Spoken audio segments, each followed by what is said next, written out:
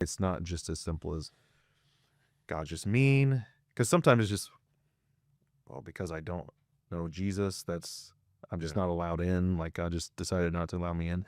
There are other things going on here that go a bit deeper than just God's arbitrarily saying, well, you don't like me, so I don't like you. Yeah.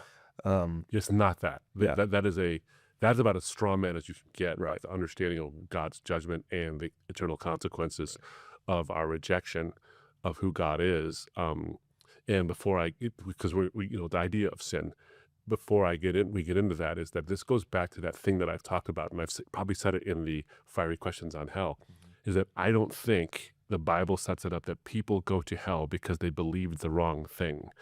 People go to hell because they trusted the wrong person, and that person they trusted was them. Yeah. That's a fundamental part of Mhm. it. Not the whole thing. That's a fundamental part of it. Right. So that goes into the idea of what sin actually is. And that's the root of the problem. Yeah, Right. exactly. Yeah. So there's a lot talked about sometimes that what is sin Mhm. in the Bible. There's often this notion sin is missing the mark. I believe that's an archery term, but here's where you were supposed to be. Right. It is you're not going towards your purpose. Mhm. And what was your purpose? Well, your purpose was to reflect God's holiness and perfection in the world, Mhm. and essentially it was to have this relationship with God. Mhm. It was to be connected to God, and through God connected with other human beings Mhm. in this sort of harmonious, uh, loving, peaceful reality. Mhm. And that is essentially the thing we've missed, which entails so many other things, obviously. Um, every type of morality, ethical values, how you treat your wife. I mean, that's all tied up in we've missed the mark of God's holiness and perfection. We've missed the mark of union with God and community with others as it was meant to be. Mhm. Yeah, you go back to this idea of missing the mark just for a second here. I think it's important one of the things that it conveys sometimes is you tried really hard to hit it, but you're just not an expert marksman. And that suggests, well, that's unfair. Like I'm being judged. Like it's not like I'm not getting first prize in an archery contest. I'm literally going to hell because I missed a mark. Right. That seems terribly unfair, but understand what this really, really, really means. It's not that you are trying to hit the mark and your eyesight's poor or your hands shake a little bit or whatever it is.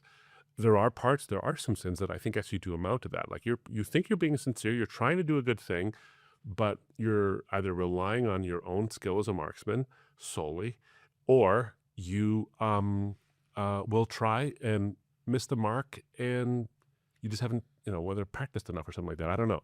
But there's another element to this, and it's you're not trying to hit the bullseye. You're picking which bullseye to try to hit. And you're like, and the other attitude is, I don't need to hit the bullseye. I'm okay if I get outside, the rings outside. It's cool. And then what you end up doing is taking that form of judgment and righteousness and determining what's righteous onto yourself. So it isn't just that you recognize what the mark is and you're trying your hardest to hit it.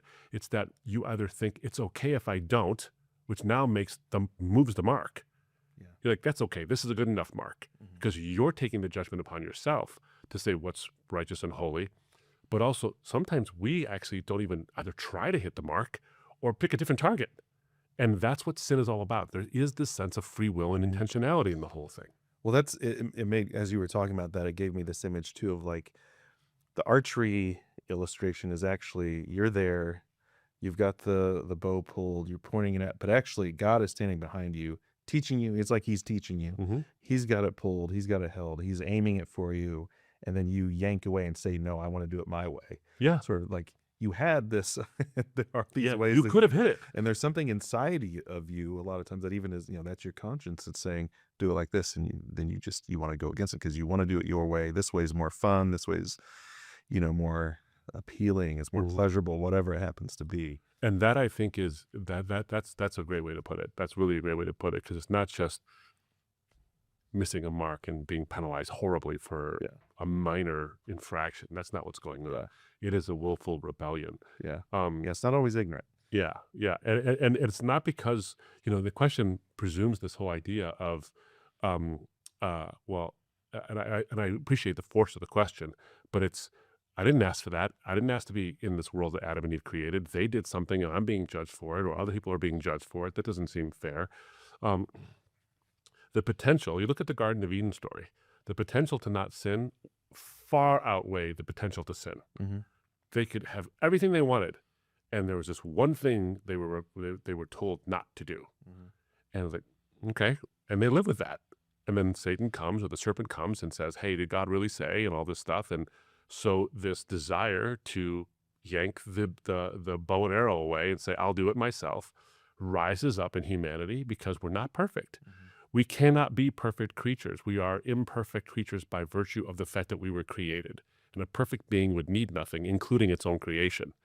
And so we needed to be created, so we're already imperfect. So we're going to make mistakes, but we're also going to have moral weaknesses that can be exploited either by outside agents or our internal agents. Adam and Eve are not the ones who sinned, and therefore all have fallen short in virtue of the fact solely that Adam and Eve made a mistake. Right. It's that if we were Adam and Eve, we would have made the same mistake. Mm-hmm. So we're not being judged because these people did something we would never have done. We're being judged because they are representatives and they actually did this thing, and we all would have done the exact same thing they did. And we know that because we do the exact same thing they did over and over all again. the time when we don't have to. In every instance, there is this idea that we can't not sin in our lives. Mhm. We will eventually, if we live long enough Mhm. to be able to act with our own will, we will eventually sin. But would you agree that in every in every single instance of sin, even though that's true that we will sin, in every single instance of sin, let's say barring ignorance, Mhm. but we have the chance. We are never forced to sin. So every sin that we do, at least willfully, Mhm. and of course, so when we confess our sins, we confess not just what we willfully did, but even what we did in ignorance. Mhm. But we will willfully sin when we know it's sin and we didn't have to. So even the idea of like, the devil made me do it, or Adam and Eve made Right. me do it, whatever, these are all getting around the idea that you just didn't fight hard enough in that Mhm. in that instance. Oh, absolutely. I think that there is, and I want to be clear here. It's not that given our moral perfection and our moral strength, we will overcome sin Right, we right. could overcome sin at every potential. But as a matter of just, I think, the concept of an event, Mm-hmm. there is a potential to not do that bad thing. Yeah. There is, which means that you are morally culpable when you do it. Exactly. Well, this is the Roman 7. Yeah. What the Holy Spirit helps you do Mm-hmm. is to combine how you actually want to be with how you actually are, Mm-hmm. versus what I don't want to do, I do. What I do want to do, I don't do. Right. Sort of a dynamic. Right. And free will, sort of in one sense, is the ability to do what you want.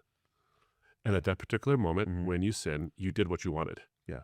And even in the ignorance stuff, I think about this, and I'm sure I'm not the only person to ever think this way, is that even when we confess the sins we did in ignorance, the fact that we did it in ignorance Mhm. is itself an indication of the sinful condition we find ourselves in. Yeah. So we're asking for forgiveness for the things we did in ignorance that are caused by the sins we've committed. Mm-hmm. So the ignorance itself is a consequence Yeah. of that sin, that sinful condition we find ourselves in. And then there's plenty of things we willfully did to worry about. We don't have to worry about just even our unconscious sins. But so I think this goes back to the nature of sin itself. Mm-hmm. It's not just there's a rule and you violated it. It's a rule that exists, whether it's just a moral fabric of the universe or the fabric of reality, or a specific like Mosaic law or the law of grace, and we've violated in some way, we've rejected God. I think there is something about sin that is so profound that this goes into the why is it got an eternal consequence, is because sin in and of itself is not just a violation of a rule or missing a mark. There is a qualitative part of sin that isn't just I messed up a rule, like I didn't carry the one, or I didn't put the negative sign on my math paper, and so I got most credit and I got an A-. That's not how it works. Yeah. There's a qualitative depth to sin because it does damage to you. Mm-hmm. Because what is the ultimate purpose of humanity? The ultimate purpose of humanity is to glorify God and enjoy him forever, and delight in his presence forever. Now that's Westminster Confession. I get it. And I'm not taking a Calvinist versus non-Calvinist position, but I think there's something beautiful about this idea that you glorify God in your existence. and then you do it with your will and with your mouth and with your endeavors and all the things you do. That's the point, to glorify the God who created you, and then you are made for relationship with Him forever. That is wonderful. And sin is something that glorifies yourself Hmm. and takes you away from that relationship you were meant with. That's why Susanna Wesley, when she was talking to her sons about what sin actually is, um, in her letter to John Wesley, said, I love this, the way she puts it, whatever weakens your reason, impairs the tenderness of your conscience, obscures your sense of God, or takes off your relish of spiritual things, in short, whatever increases the strength and authority of your body over your mind, that thing is sin to you, however innocent it may be in itself. That is a great definition of this, because it takes us away from our purpose and weakens our conscience and our hearts and our sense of spiritual things. So that can be video games, which are not inherently bad in and of themselves. That can be social media and scrolling or whatever it is we do.